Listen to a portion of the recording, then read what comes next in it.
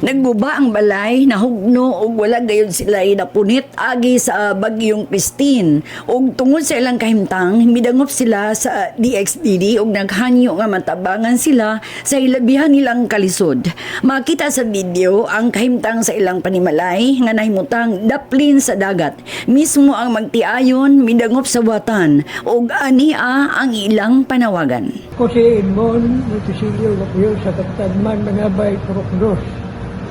Ako nagahangyo kaninyo sa Malamunyo kasing-kasing. Hindi ka na ang problema. Nahugno mong balay atong bagyong Christine. Huwag yung binapunit gamit. Kusa, naghagyo niyo sa Malamunyo kasing-kasing. Matabangan niyo. Bisa na lang sa magkataon bighuod. Wala na amoy hangyo sa katawan sa Osamis City. Ako lumad kung taga Osamis. Muna panawagan ko kaninyo sa mga nakadungog sa akong panawagan. Si Ginong Edmond Montesilio, taga Purokdos, Katanman, Manabay, Osamis City, uban sa iyang asawa na si Cecilia Montesilio sa ilang panawagan.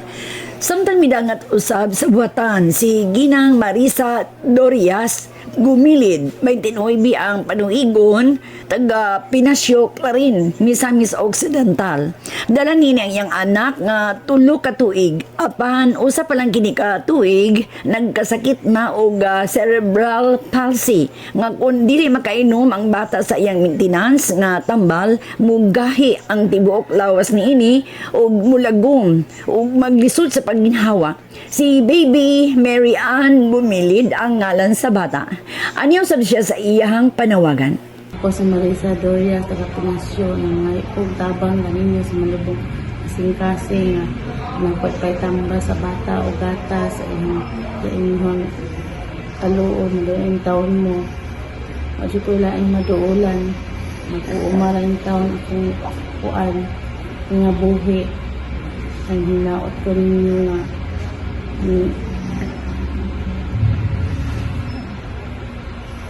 maluoy mo akong anak.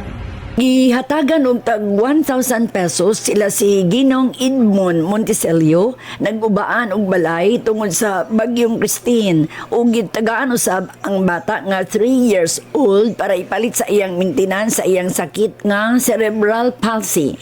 Human nila madawat ang dinaliang tubag alang sa ilang panginahanglan, sila nagpasalamat. Nagpasalamat ako sa inyong hinabang 1,000 pesos. Ako na kayo katabang ka na mo. Nagpasalamat kami sa stasyon DXDD sa ilang pagtubag sa problema. Ginagawa ang mga tao pang pagtabangan. Kami, puso kami nagpasalamat sa tanan. DXDD nga makapatid ng tambal o gata sa kong anak. Salamat kami sa inyo tanan na maraming tabang sa akong anak na katatambal o kayang kuan kinahanglan. Dagan kayong salamat kayong tanan. Laing mga natabangan sa inyong gitunol nga mga donasyon. Salamat kaayo sa inyong pagpakabana, isip, buhat sa kaluoy. Ug ato kining ipadayon. Ang Dios na mubalo sa inyong gihatag ug makapilaon niya pilo-piloon ang inyong madawat kay sa inyong gihatag gikan sa tong langit nung amahan ug labaw nga makagagahom. Sa mga buto sa mo suporta sa programa alang sa mga kabus, ipadala lang ang inyong hinabang. Bukas ang among batan ug anda mo pasayon pagtunol sa mga naintungdang kabus. Ang atong address, Operation Tabang, care of DXDD Radio Television, Donisano Street, Metropolitan, Immaculate Conception, Cathedral Drive, Osamis City. GCash number 0907-443-7234. Alang sa DXDD Operation Tabang, ako si Ate Vicky Remedios Pala.